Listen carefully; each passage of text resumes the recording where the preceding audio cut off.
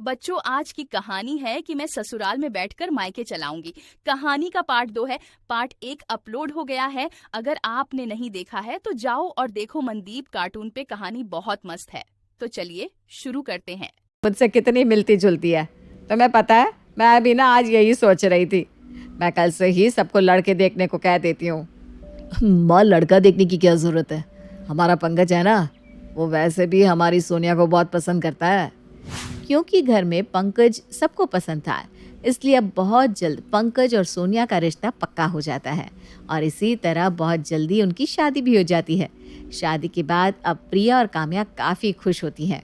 दीदी, सच में अब यहाँ हमारी प्यारी ननद नहीं है। कितना सुकून मिल रहा है ना। बात तो तुम बिल्कुल सही कह रही हो। ऐसा लग रहा है मानो हम किसी शांत सी जगह पर बैठे हैं। काम्या ये बात बोल ही रही थी कि तभी उसके सामने नीलम वीडियो कॉल पर बात करते हुए आती है। हाँ बेटा, देखना ये साड़ी कैसी लग रही है। माँ, आपके ऊपर ये साड़ी बहुत अच्छी लग रही है। वैसे आपने ये साड़ी कहाँ से ली? अरे तेरी शादी में हमारे रिश्तेदारों ने दी है। ऐसे ना बहुत सारी साड़ी रखी हुई है, अगर तुझे चाहिए तो तू भी ले ले। नहीं माँ, मुझे साड़ी नहीं चाहिए। अरे मेरी अभी नई नई शादी हुई है, थोड़ा अच्छे से रहूँगी। मैं भाभीयों की तरह थोड़ी ना हूँ जो हर समय आंटी बनकर रहूँ। ये क्या बोल रही है सोनिया, तेरी भाभी भी तो इतने अच्छे से रहती है। नीलम ये बात बोलती है कि तभी प्रिया अपनी सास से उसका फ़ोन ले लेती है और बात करती है। ननद जी, लगता है अब भी आपको चैन नहीं है। अरे अब आप अपने ससुराल जा चुकी हैं, ज़रा अपने ससुराल पर ध्यान दो। क्यों दूसरों के ससुराल में अपनी टांग अड़ा रही हो? भाभी, भले ही अपने ससुराल चली गई हूँ, पर वो घर अब भी मेरा है। क्यों माँ, मैं सही कह रही हूँ ना? हाँ बेटा, तू बिल्कुल सही कह रही है। अच्छा छोड़ इन सबको, तू बता खाना खा लिया तूने? नहीं माँ, अभी नहीं खाया। आपने खा लिया? नीलम सोनिया से बात करते हुए अपने कमरे में चली जाती है, लेकिन अपनी सास की ऐसी हरकत देख प्रिया और काम्या को बहुत गुस्सा आता है। समय गुजरता है और गुजरते समय के साथ प्रिया और काम्या और ज़्यादा परेशान रहने लगती है। ऐसे ही एक दिन, माँ जी आज मेरी तबीयत थोड़ी ठीक नहीं लग रही, आज आप बाज़ार से सामान ले आओ ना। काम्या ये बात बोलती है कि तभी नीलम के फ़ोन से सोनिया की आवाज़ आती है। माँ, भाभी ना बाजार न जाने के बहाने बना रही है। जैसे ही सोनिया की आवाज़ बाहर आती है, वैसे ही नीलम कॉल कट कर देती है। ये देखकर काम्या को बहुत बुरा लगता है। माँ जी, मैं कोई बहाने नहीं बना रही हूँ। अगर आपको ऐसा लग रहा है कि मैं बहाने बना रही हूँ तो ठीक है, आज के बाद मैं आपको कभी कुछ नहीं कहूँगी। और हाँ, मेरी एक बात ध्यान से सुन लीजिए आप।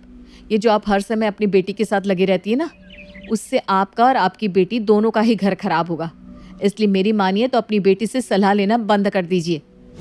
इतना बोलकर काम्या गुस्से में वहाँ से चली जाती है और प्रिया को मार्केट भेज देती है। वहीं एक बार फिर नीलम सोनिया से कॉल पर लग जाती है। अरे तुझे बोलना ज़रूरी था क्या? काम्या ने सुन लिया। अब वो क्या सोच रही होगी कि माँ जी अपनी बेटी से सारी सलाह लेती है। हाँ तो क्या हुआ माँ? और वैसे भी ये बात तो सच्ची है कि आप सारी बात मुझसे पूछती हैं। मैं ही तो आपको अपनी सलाह देती हूँ। और वैसे भी अगर मैं आपको कुछ न बताऊँ तो आप तो अपनी बहू के हाथों बर्बाद हो जाओगी। वो तो आपको अपनी नौकरानी बना कर रखेंगी। इसलिए आप वही कीजिए जो मैं आपसे कह रही हूँ। अपनी बहुओं को ना अपने काबू में रखना सीखिए। सोनिया अपनी माँ को भड़का देती है, जिसके बाद अब आए दिन नीलम के घर में कलेश होता। ये सब देखकर प्रिया और काम्या काफ़ी परेशान हो जाती हैं। ये सोनिया भले ही यहाँ से चली गई, लेकिन अपने ससुराल में बैठकर भी अब भी अपने मायके को इसने ही चला रखा है। अपने ससुराल तो चली गई, लेकिन अब भी इसे शांति नहीं है। पता नहीं आखिर चाहती क्या है। लेकिन दीदी, इन सब से निकलने के लिए हमें कुछ तो करना पड़ेगा ना।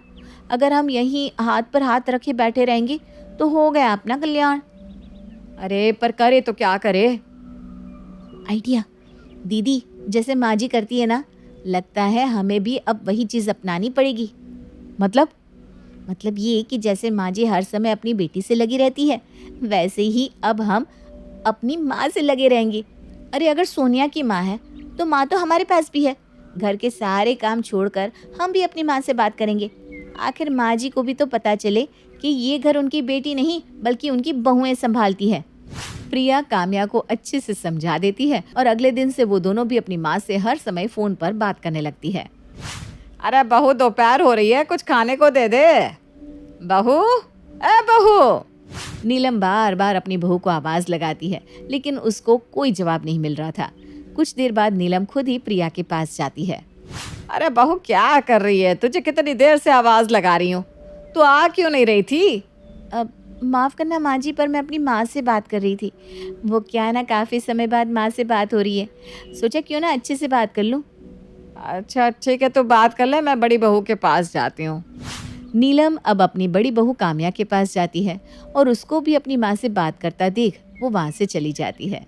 समय गुजरता है और गुजरते समय के साथ अब प्रिया और काम्या अपने घर पर ध्यान ना देकर अपने मायके में ध्यान देने लगती है।